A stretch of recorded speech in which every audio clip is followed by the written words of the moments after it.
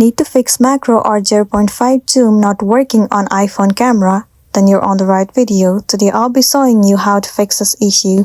First thing first, move into your application camera. Now in this page, if you click on 0.5 option, it might not work out for you.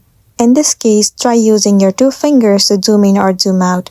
Well, if it still doesn't work, then close the application and then reopen it. It will refresh the app. Now the next thing you want to do is move into the settings of a device. Once you're inside the settings, you need to head over to camera. Make sure all the settings are set to this.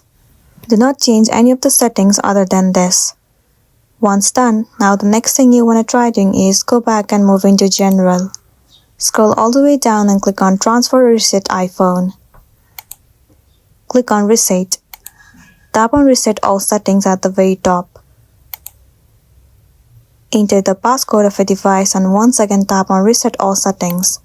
This should also fix the issue. If not, go back and tap and hold assistive touch. Click on restart. It will restart your device and then you'll be good to go. So that's the end of the video. If this video really helped you, give it a like and check out our next tutorial. Thank you.